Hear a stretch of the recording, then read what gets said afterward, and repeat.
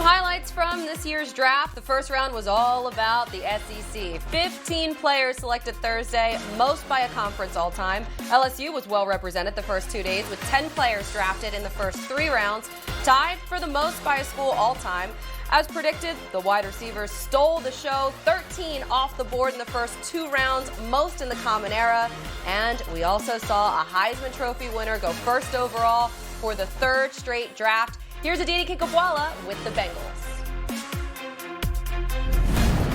The Bengals got themselves their franchise quarterback in Joe Burrow, and it was certainly endearing to Bengals fans to hear that one of the first things he said to head coach Zach Taylor was, "I'm ready to go."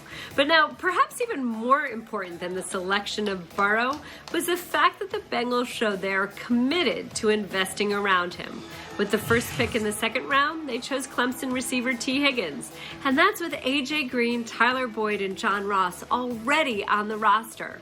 But the way Taylor put it was, you want him to have as many weapons as possible. Now, the Bengals have spent $130 million in free agency. There's certainly a lot on Burrow's shoulders. Andy Dalton is still on the roster. But Taylor made no secret of the fact that when you choose someone first overall, the expectation, as Taylor put it, is to contribute and win championships. The Dolphins' brain trust, led by general manager Chris Greer and head coach Brian Flores, made 11 picks over the course of the 3-day NFL draft. And Greer said the board fell pretty much the way they wanted it to, although there were moments where tables got pounded and maybe some words were said that we can't repeat on national television. However, the big news is, of course, they appear to have gotten their quarterback of the future. Tua Tagovailoa selected 5th overall. The tank for Tua, which was the dream all offseason for Dolphins fans, and even during the course of the season, came true despite the Dolphins winning more games than you thought. Tua said he's very grateful that the fans think that highly of him. He said, however, this is a clean slate. What he did in college doesn't matter. He has to go prove himself to his coaches and his teammates in the National Football League. But Brian Flores said he's a good player, a good person, a good leader. We're very excited with the pick. Chargers head coach Anthony Lynn says of course they drafted Justin Herbert to be their franchise quarterback, but he didn't want to put a timetable on when they expect him to start. When Herbert gathers virtually with his new teammates next month during rookie minicamp, he'll see a different-looking Chargers playbook, one with his development in mind. Lynn telling me because Herbert's played so much out of the shotgun formation in his career, LA plans on using the pistol formation a lot more than they previously have. Lynn saying they don't want something foreign to him, like lining up directly under center, to hinder his early growth. When I spoke to Herbert this weekend, he said he appreciates the Chargers making that commitment to him and said at the end of the day, it's all about competition. He told me he's excited to push Tyrod Taylor and to learn from him. So Justin Herbert and Tyrod Taylor, both pieces of the puzzle in LA. No need to rush things if they don't want to. It's a great situation for any quarterback to have the skill position players of Keenan Allen, Mike Williams, and Austin Eckler already in place. Let's bring Daniel Jeremiah and Kurt Warner back in here. So knowing everything, DJ, that you know so far about Justin Herbert, should he be the week 1 starter for the Chargers, whenever that is and whoever they're going to play?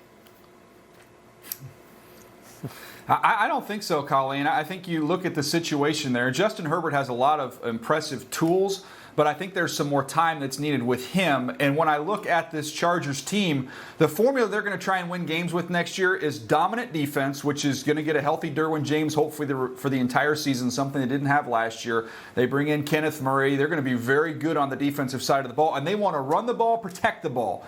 That's Tyrod Taylor's calling card, and Tyrod Taylor's somebody that Anthony Lynn has so much confidence in. He talked about him last year. They put him in some games, as you see here, to try and get some quarterback run game going. That's the formula for this team next year, Kurt, and I think Tyrod Taylor's the guy they envision making that formula work for them and try and get back to where they were 2 years ago in the win and loss column. Well, yeah, DJ, I mean, I think it's hard to make that determination until we know what this offense is going to look like. And that's what fascinates me. With Phillip Rivers back there, they were spreading the ball all over the place. They weren't a downhill run type team. They didn't do a lot of that play action off of the hard downhill run game. So what are they going to look like this year? Because I don't believe Tyrod or Justin Herbert are built to play the way that they've played in the past. And you said, hey, I think we're going to be a little more quarterback run game, probably more bootlegs, Are they built? Austin Eckler, I mean, where he's so good is out in space, right? Getting the ball to him quickly. So I really need to see how this offense is built before we can make this determination. But I believe Tyrod Taylor and Justin Herbert are kind of built from the same mold. Play action, quarterback run game, bootlegs is where they're going to thrive. And I'm with you, Daniel. When I thought coming into the draft, he's going to need a little more time. Let him grow a little bit behind a veteran quarterback, learn the system first. So I agree with you. I think Tyrod will be the starter, but a lot will depend on what this offense looks like next year. Yeah, I think this offense, Kurt, I think it's going to look like that Shanahan scheme. That's where Anthony Lynn played in. That's where he's comfortable. That didn't really fit Phillip Rivers. That more fits Tyrod Taylor. So you're going to see a lot of that outside zone running with their three backs that they have, having added Joshua Kelly to go along with Austin Eckler and Justin Jackson. And then you'll see some of that boot action. But again, the mobility of the quarterback is going to come into play, which Herbert can give you that, as well as Tyrod Taylor. I just think with Tyrod Taylor, the decision-making as a veteran, he'll be a little bit ahead of Justin Herbert, and that's why I anticipate him being the guy for 2020. Man, Tyrod Taylor once again finds himself with a first-round quarterback waiting in the wings, just like he did in Cleveland. Another quarterback that found himself in that situation, albeit pretty surprising, Aaron Rodgers. So the Packers pulling a fast one on all of us, trading up with Miami to take Utah State quarterback Jordan Love. Our Ian Rappaport reporting this week that Green Bay was adamant on moving up, arranging multiple deals to land the quarterback. And as we look at a full recap here of the Packers draft, another surprise is the fact that they passed on a wide receiver, something the team has needed for a while now, especially with the depth at that position in this very draft. Instead, going for a running back and tight end on day 2. So I guess their sights right now are set on the future. DJ, when you look at Jordan Love, how does he really fit, and why was this the move right now to make for the Packers? Well, this is a great example to me of how you have a head coach whose responsibility is the next day and the next year. We got to focus on the now. Then you have a general manager in the front office who have to forecast out into the future and protect the organization going forward, thinking a decade ahead, not a day ahead. And I think that's why you have a decision like this. I know Packer fans got to be frustrated. This team was on the doorstep of going to the Super Bowl.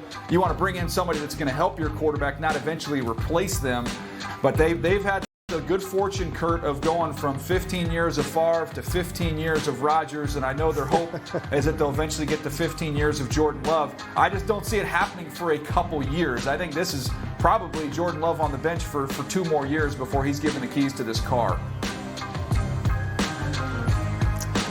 Yeah, DJ, I'm with you. You know, this is one of those decisions that we're not going to know if it was the right decision for another decade until we find out. But yeah, the Packers have been a team that's had basically 3 decades of success because they've taken care of that position. But what does it mean for the now? You know, as a player, as an Aaron Rodgers type player, you're like, I need to win now. I need to get back to the Super Bowl. But when you watch these guys play, I think Jordan Love is very similar to Aaron Rodgers in what he's capable of doing. I know a lot of people throw Patrick Mahomes out there, but Aaron Rodgers is, you know, Patrick Mahomes before Patrick Mahomes. The ability to get out on the edge and make big throws with your arm. You see that athleticism from a Jordan Love.